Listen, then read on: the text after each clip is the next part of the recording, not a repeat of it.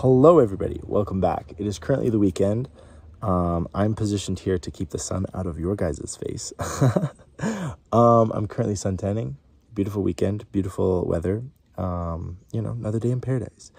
Today, I'm sweaty, by the way, just so we're clear. Today, I wanted to talk about boundaries versus barriers. So I've been talking with some friends and some people, and the idea of people my generation putting up barriers instead of boundaries.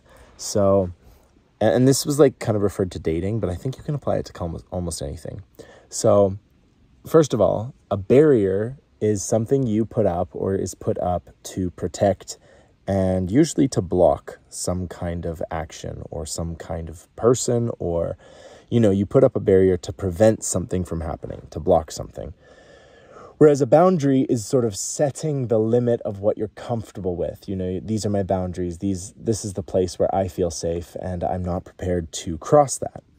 And so I think in referring to dating and stuff like that, I think a lot of people will have barriers up, but not enough people are setting healthy boundaries.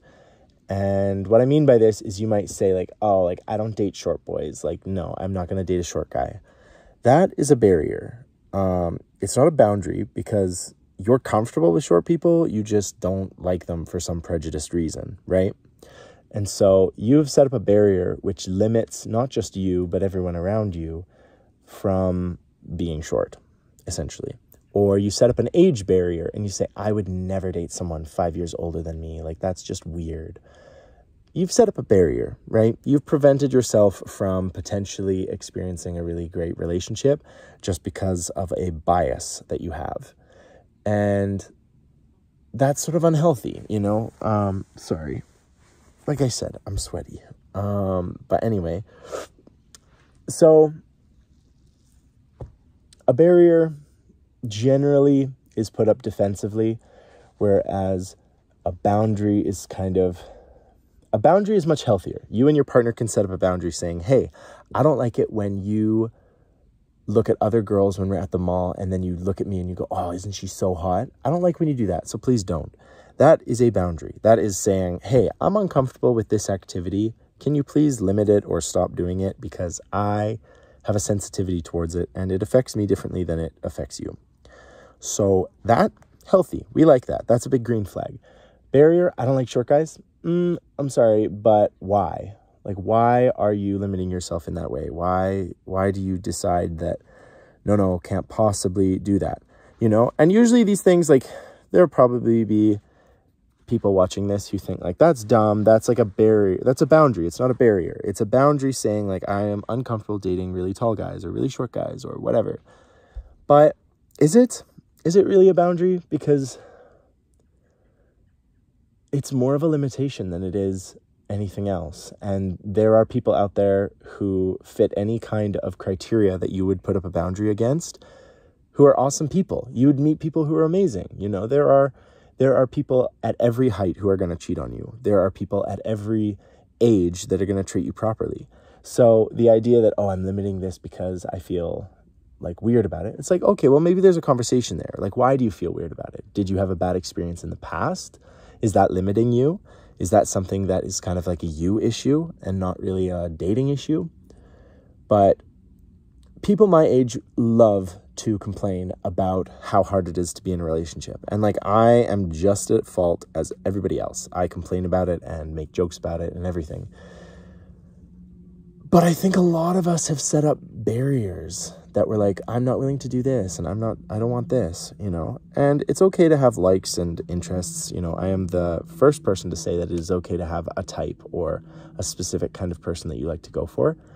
But you need to analyze and be mindful that those decisions you've made could be barriers to your happiness. And you have chosen to set them up for some reason based on some kind of experience or just prejudice or whatever.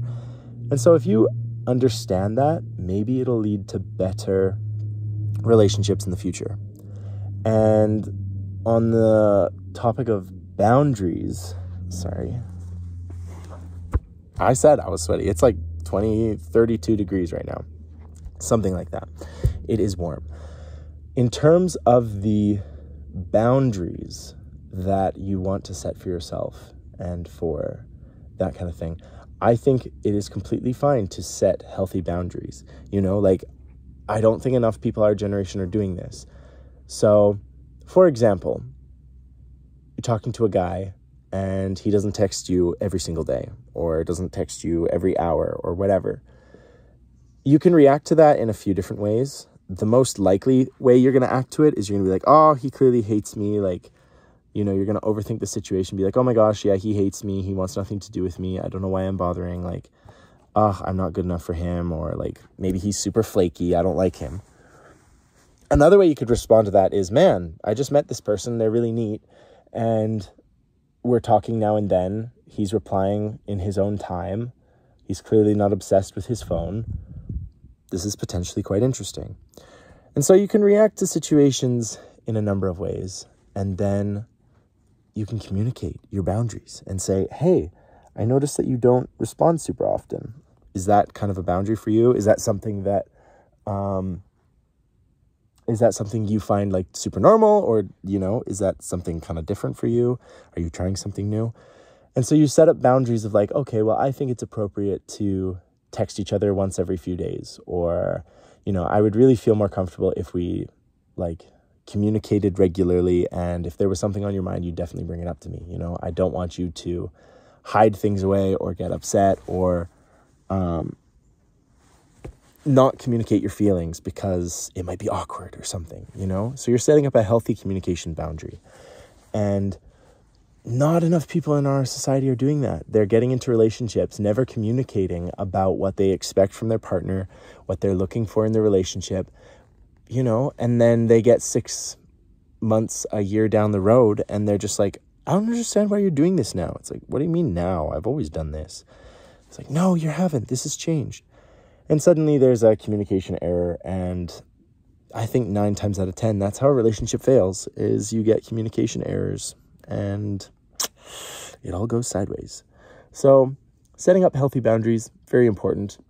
And even not in relationships that don't involve dating, you need to establish boundaries that you're comfortable with. So if your mother is coming into your room and trying to clean your room and go through your stuff when you are 18 years or older, it's time for a boundary change. Might be change for a change of address if possible, but communicating with your family and your friends and saying, hey, I understand that you want to hang out every weekend, but please know that I can't. My social battery isn't big enough and I have other commitments. I have other people I want to see. So I just physically can't hang out all this time. And it's not that I don't love you and it's not that I don't like hanging out. It's just that I can't do it. That's fine. That's a healthy social boundary. That's good. We like that. That is like gold star.